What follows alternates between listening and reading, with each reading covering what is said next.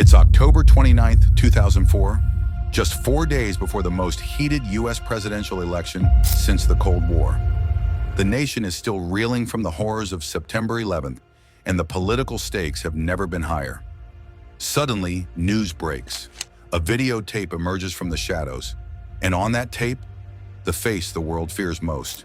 Osama bin Laden, alive, defiant, and for the first time openly claiming full responsibility for the attacks on American soil that changed the world forever. His message? Chilling, calculated.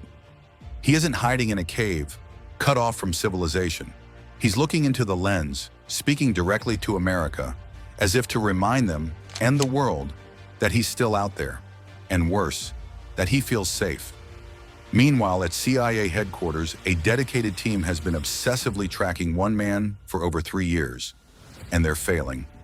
Leads have dried up. Every trail has gone cold. But that wasn't always the case.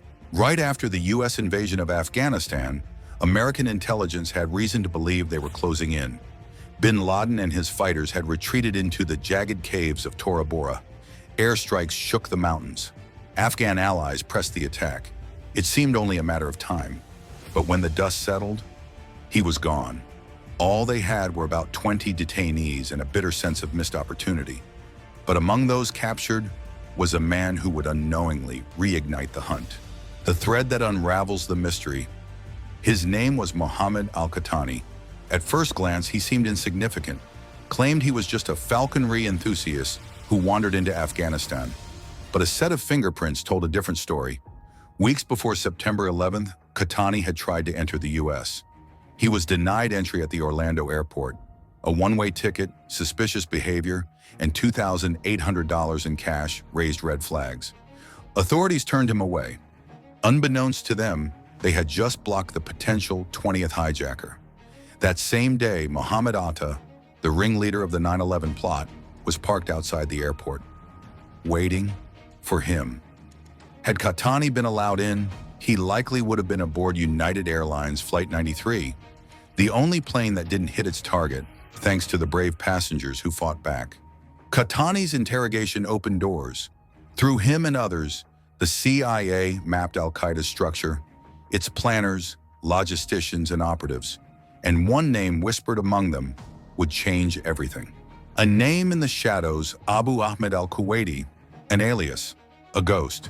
But according to detainees, he was trusted, close to bin Laden, perhaps his personal courier.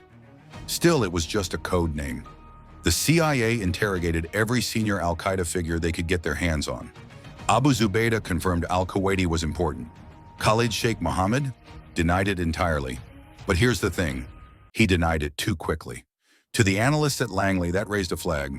Why lie about a courier unless he's your link to the boss? The breakthrough came from Kurdish intelligence. They captured Hassan Gul, a lesser-known al-Qaeda operative. In his possession, a letter to bin Laden, and in his interrogation, a name Abu Ahmed al-Kuwaiti is bin Laden's courier. This was it, a thread, a real lead. But who was he? And where was he? It would take 3 more years before a foreign intelligence service finally handed the CIA the courier's real name, Ibrahim Saeed Ahmed, a Pakistani man raised in Kuwait. But even with his name, he remained invisible until 2010. Kuwaiti changed his cell phone behavior.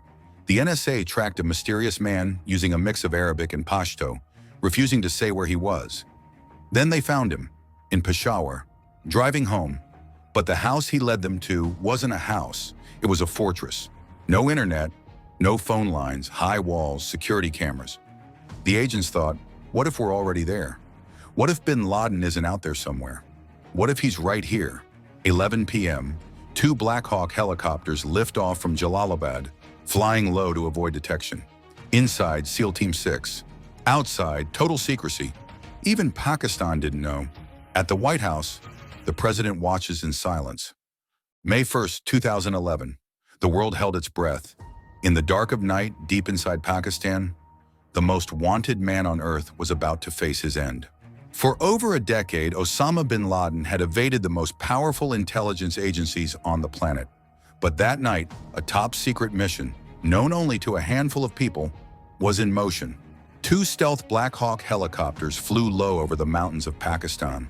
On board, SEAL Team 6, America's elite special forces, their destination, a mysterious compound in Abbottabad, 3 stories high, barbed wire fences, and no phone or internet connection. Inside was believed to be Osama bin Laden.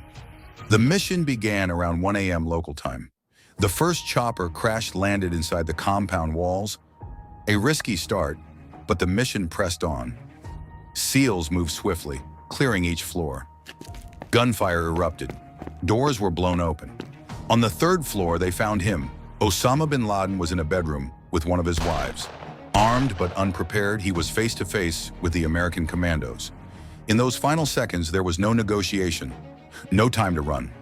At exactly 1:23 a.m., Osama bin Laden was shot twice, once in the chest, once in the head. The mastermind of the 9/11 attacks was dead. President Obama confirmed the news to the world. Justice has been done. The United States has conducted an operation that killed Osama bin Laden, the leader of Al-Qaeda. Cheers erupted across America. But inside the Situation Room, the faces were solemn. The hunt was over. The shadow was gone. Bin Laden's body was flown to a U.S. Navy ship. By dawn, it was buried at sea in accordance with Islamic tradition, and to prevent any grave from becoming a shrine. One of the most secretive and daring missions in U.S. history, and it ended in just 40 minutes. Osama bin Laden's last moments were not in a cave, but in a shadowy room, caught, cornered, and silenced forever. If you found this story gripping, hit that like button, subscribe for more deep dives into history, and let us know in the comments. Where were you when the world found out Osama bin Laden was dead?